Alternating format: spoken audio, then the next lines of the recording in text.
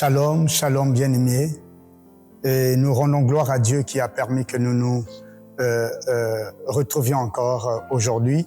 Et surtout que ça fait longtemps que nous n'avons plus contact avec vous, mais le Seigneur, dans son amour et dans sa grâce, nous a renouvelé sa bonté. Et aujourd'hui encore, nous voulons partager la parole de Dieu pour que le peuple de Dieu soit édifié. Et nous voulons vraiment recommander ces moments, ces instants entre les mains du Seigneur avant que nous fassions lecture de la parole sainte du Seigneur. Tendre Père, nous te disions encore merci pour ta fidélité et ta bonté. Il t'a plu, Seigneur, de nous renouveler ta bonté.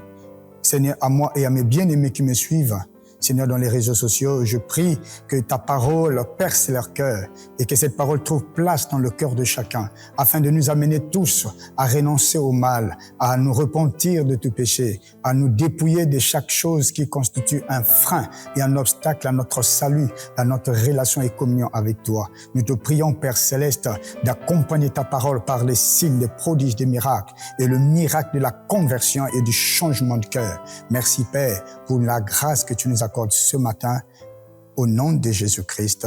Amen. Shalom, shalom. Nous voulons lire la parole de Dieu. Nous allons lire deux passages bibliques. Le premier se trouve dans 2 Rois 9, verset 30. Et le deuxième passage se trouve dans Jérémie 4, verset 30 aussi. Et donc, le thème de notre partage, ces instants, parce que je ne sais à quelle heure vous nous recevez, si c'est le matin, si c'est à midi ou l'après-midi ou le soir, tout dépendra de l'heure à laquelle vous nous recevez. Et nous vous disons shalom et que Dieu vous comble et vous bénisse et que sa parole nous fasse du bien parce que le Seigneur veut que son Église se prépare à sa rencontre dans les nuées. Et donc le premier passage, nous allons prendre je suis dans la version Louis II, et 2 Rois 9, verset 30. La Bible dit ceci: Jéhu entra dans Israël, Jézabel l'ayant appris, mit du fard à ses yeux, se para la tête et regarda par la fenêtre. Et je vais lire le verset 31. Et comme Jéhu franchissait la porte, elle dit: Est-ce la paix, nouveau Zimri, assassin de son maître? Il leva le visage vers la fenêtre et dit: Qui est pour moi? Qui? Et 2 ou 3 eunuques le regardaient et s'en approchant de la fenêtre, il dit: Jetez-la en bas.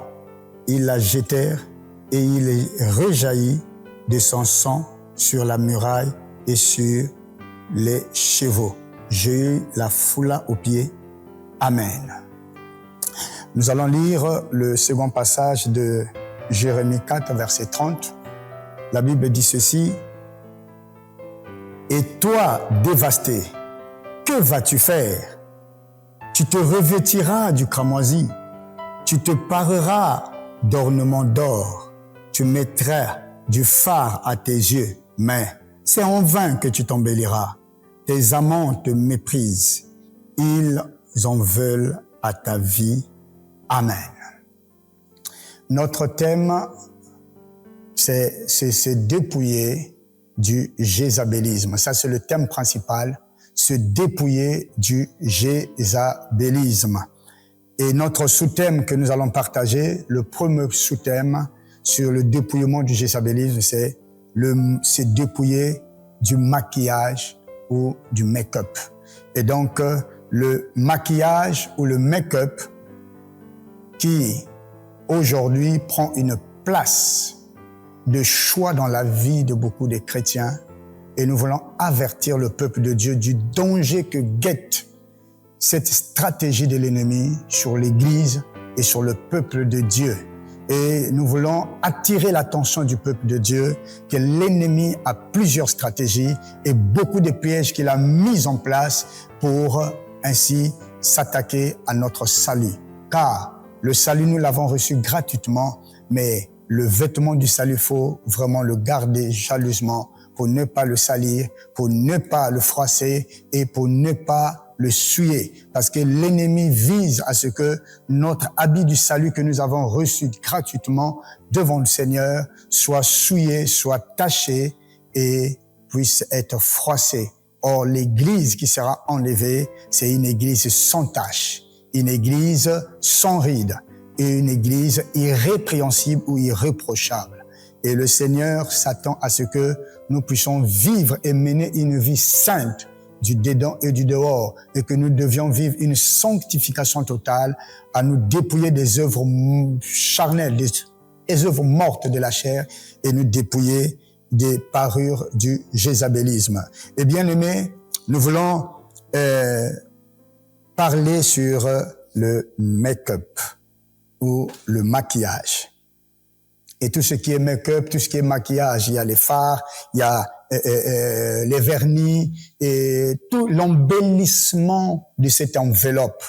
C'est pas mauvais d'être beau ou belle, mais nous devons faire attention de prendre les objets de l'ennemi et d'en faire usage pour éviter la réclamation dans l'au-delà, car l'ennemi, n'oublions pas qu'on l'appelle l'accusateur des frères. Et bien aimé, dans le maquillage, nous allons parler des fards, le make-up, le rouge à lèvres, des vernis à ongles, sont des signes et les marques ou sont la propriété de la sirène Jézabel. Et donc, bien aimé, nous voulons parler un peu de l'origine du maquillage.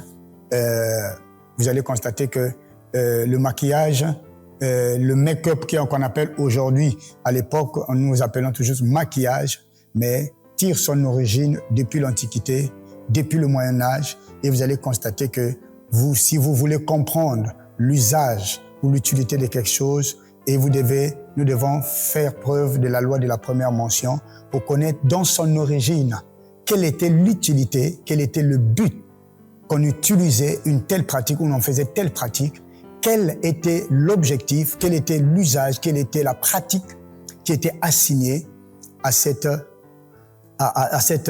pratique ou à cette manière de faire, ou donc à cette coutume. Et donc nous allons voir dans chaque continent et comment est-ce qu'on pratiquait, et dans chaque discipline, comment on pratiquait ce qu'on appelle maquillage ou qu'on appelle aujourd'hui make-up. Ce n'est que make-up, ce n'est qu'en anglais, mais en réalité, c'est le maquillage en français. Bien aimé, c'est quoi le maquillage? Le maquillage est un déguisement. Vous savez, bien aimé, le Seigneur nous appelle à être naturels. Nous devons être nous-mêmes. Nous ne devons pas changer la nature de ce que Dieu nous a donné. Nous devons soigner. Soigner, prendre soin est différent de modifier ou de calquer ou de changer le mode d'emploi d'une chose. Et donc, vous allez constater que lorsque vous vous maquillez, vous vous déguisez. Donc, le maquillage est un déguisement en une personne qui n'est pas vous. Donc, lorsque vous vous maquillez, vous vous déguisez en une autre personne qui n'est pas réellement vous. Et vous portez comme une identité d'une autre personne, vous portez l'image d'une autre personne. Le maquillage, c'est quoi encore? Le maquillage, c'est une identification à une divinité. Vous allez comprendre ça lorsque nous allons, par la grâce de Dieu, développer notre sous-thème sur le maquillage. Et donc, le maquillage, disais-je, est une identification à une divinité. Une identification à une divinité. C'est quoi encore le maquillage? Le maquillage, c'est une caricaturation démoniaque de votre personne. Vous vous caricaturez en une personne ou d'autre. Donc, c'est une forme de la caricature. Vous vous caricaturez. Vous vous calquez en une autre personne. Et donc là, c'est déjà un problème avec notre Créateur qui veut que nous gardons l'état naturel de ce que nous sommes. Le maquillage est un masque d'identification ou d'appartenance. Le maquillage est un masque d'identification et d'appartenance à quelque chose ou à quelqu'un. Et c'est quoi encore le maquillage? Vous allez constater que le maquillage te met en relation d'union avec les démons. Pourquoi je parle des démons, des esprits, des divinités? Vous allez comprendre ça tout à l'heure, bien-aimés. Donc vous allez constater que dans l'Antiquité, dans l'Ancien temps. Nous allons parler d'abord le maquillage en Asie mineure et au Moyen-Orient. Nous allons parler le maquillage en Asie mineure, au Moyen-Orient, en Europe, en Afrique. Et vous allez constater que par rapport à la loi de la première mention, par rapport aux pratiques et coutumes des nations dans l'Antiquité, dans le Moyen-Âge, vous allez constater que les gens utilisaient des choses sous des appellations et sous une forme maléfique. Et vous allez comprendre ça tout à l'heure. Nous allons parler d'une chose. Vous allez constater que ce soit en Asie mineure, que ce soit au Moyen-Orient, que ce soit en Europe, vous allez constater que les prêtres du temple Diane, qu'on appelle Astarté, et les dieux des Sidoniens, Baal, les dieux des Cananéens, utilisaient le maquillage pour entrer en transe ou en contact avec les démons. Donc vous allez constater que ce soit en Asie mineure, que ce soit même en Afrique, et vous allez constater que les gens se maquillaient.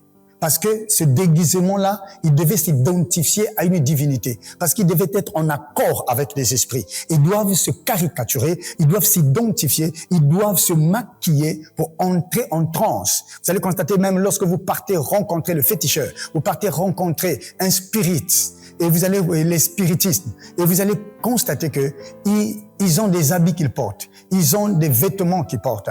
Et en dehors des vêtements, leurs vêtements, je peux dire entre guillemets sacerdotaux, leurs vêtements de travail. Et donc, ça leur permet d'être en contact. Donc, ils devaient se maquiller. Et donc, pour se caricaturer ou s'identifier à cette divinité, parce que ce sont des exigences du monde des ténèbres. Ils doivent s'identifier à leur personne. Et donc, les prêtresses, que ce soit les prêtresses qui travaillaient dans le temple de Diane, que ce soit les prêtresses qui travaillaient dans les temples des Cananéens, des dieux cananéens, des Baals, des Sidoniens, vous allez constater que il y avait des prêtres, il y avait aussi des prêtresses. Et que ce soit les prêtres et les prêtresses, et parfois ils devaient se maquiller, ils devaient maquiller leur corps.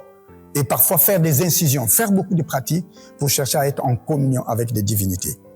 Et donc, vous allez constater que cette pratique et entre même dans le monde du théâtre. Et donc, vous allez constater que dans la Grecque antique, vous allez constater dans le théâtre, les Grecs utilisaient le maquillage pour jouer le rôle d'un personnage mythique. Donc, ils utilisaient le maquillage pour jouer le rôle d'un personnage mythique.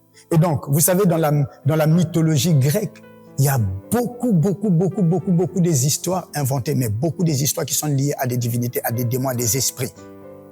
Et donc, et lorsqu'il pouvait jouer un rôle d'un personnage important parfois, il devait se maquiller, se déguiser en image de cette personne mythique.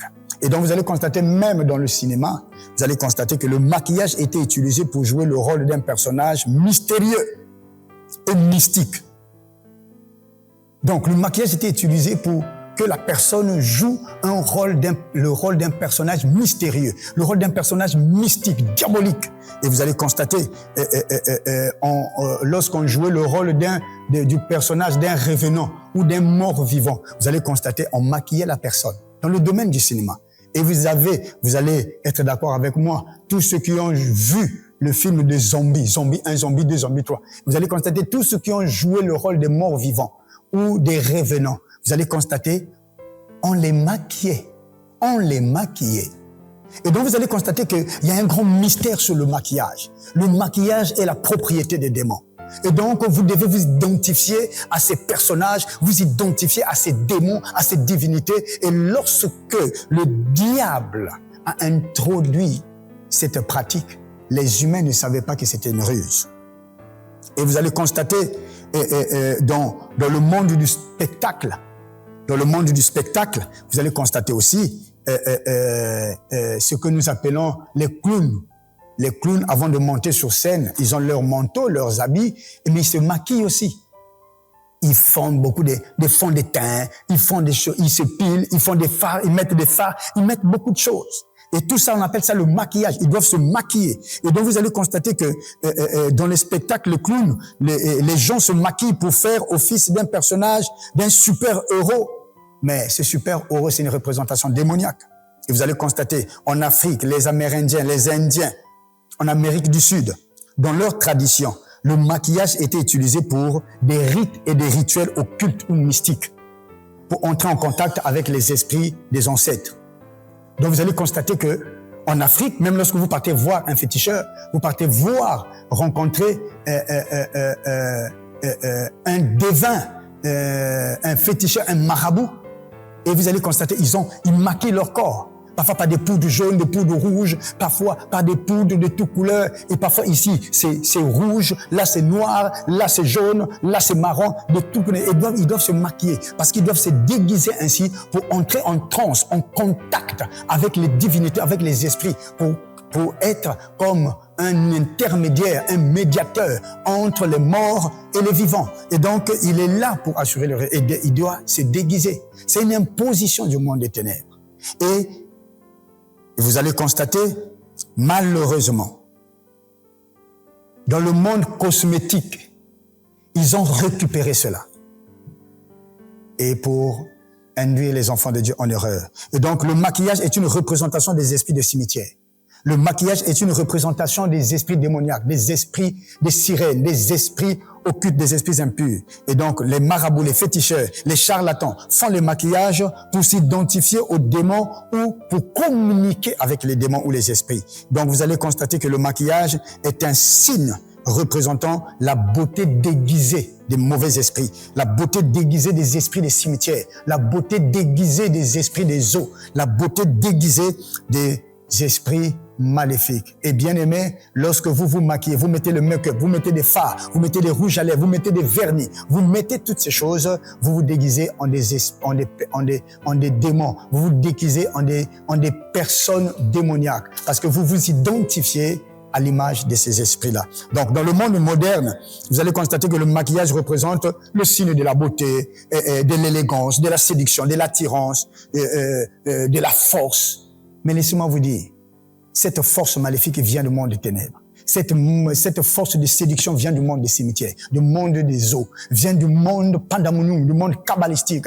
Et lorsque vous vous déguisez ainsi, vous êtes en train de détruire l'image de Dieu. Vous êtes en train de changer, modifier l'image de Dieu. Car l'image de Dieu ne peut être corrigée par des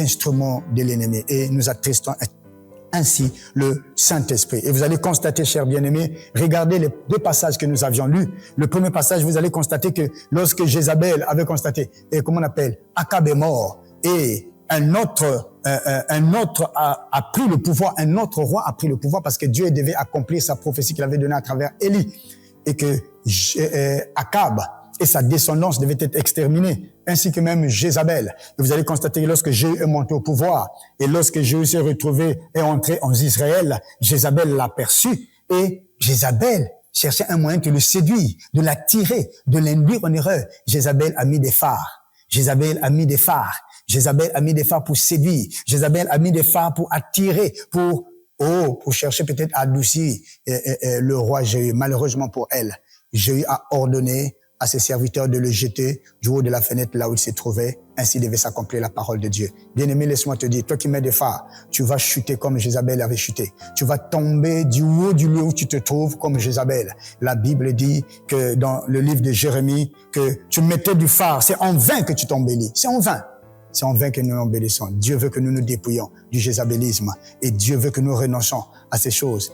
Et garde ta beauté naturelle, soigne ta peau, mais ne la modifie pas, ne la change pas. Dieu a un plan merveilleux pour toi. Sépare-toi du jézabelisme, dépouille-toi du make-up et du maquillage. Reste naturel et Dieu te bénira et Dieu sera glorifié. Que Dieu te bénisse. Amen.